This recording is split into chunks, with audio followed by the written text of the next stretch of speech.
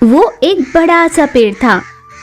वहाँ पर चीचू कौवा अपने बच्चों के साथ निवास किया करती थी।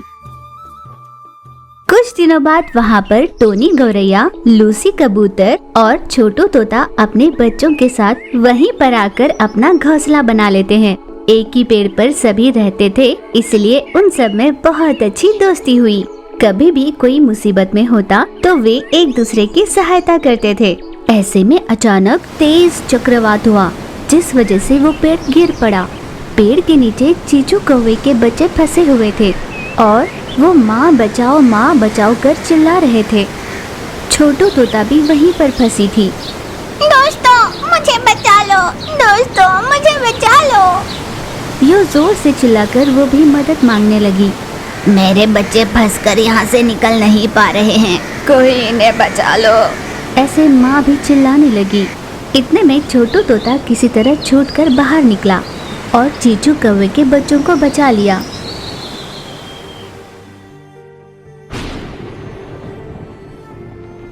और जैसे ही तोता बाहर निकल रहा था, अचानक उस पर बिजली गिरी।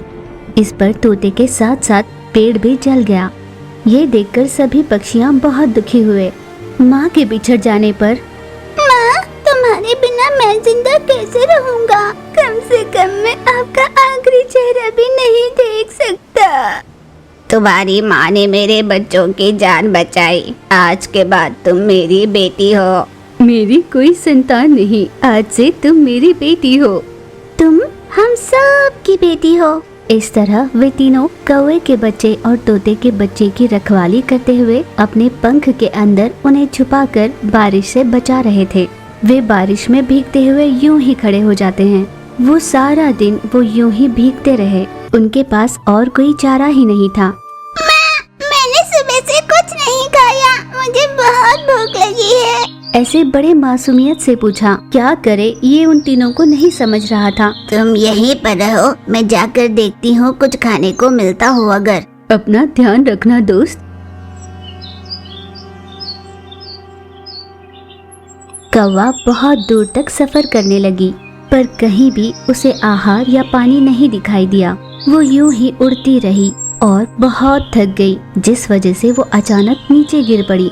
वो जाकर सीधे पानी में गिरी, फिर खुद को किसी तरह संभालकर थोड़ा उड़ने की कोशिश करने लगी, फिर से गिर पड़ी। इस तरह थोड़ा उड़ते हुए, थोड़ा तैरते हुए वो चलती रही और थक कर अपने प्राण त्याग दिए।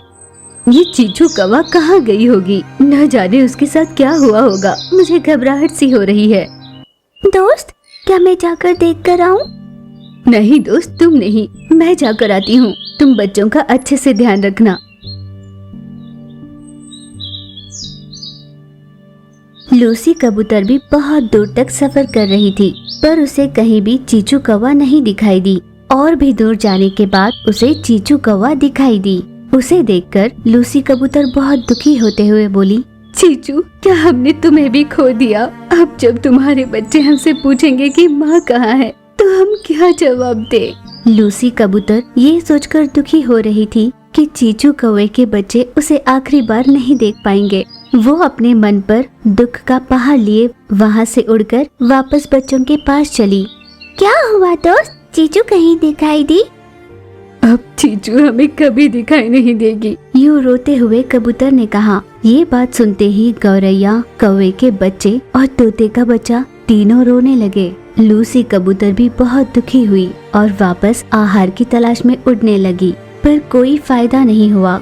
अगर मैं मर जाऊंगी, मेरा मांस खा लेना, इस तरह तुम कुछ दिन बच सकते हो। भगवान किसी न किसी तरीके से तुम्हारी सहायता करेंगे। ये तुम कैसी बातें कर रही हो? भगवान हमें किसी न किसी तरीके से मदद करेंगे। हम इस प्रांत से उड़कर कहीं और चले जाते हैं। उस पर सभी ने हामी भरी। सभी साथ हवा में उड़कर वहाँ से किसी और जगह चले जाते हैं। वहाँ किसी एक पेड़ पर सभी रुक जाते हैं। टोनी, मैं थोड़ी देर आराम कर लेती हूँ, बहुत थक गई हूँ। ठीक है लूसी। लूसी कबूतर थकान के कारण सो जाती है। शाम का समय हो चला था। तीनों बच्चे टोनी गौरैया से खाना मांग रहे थे।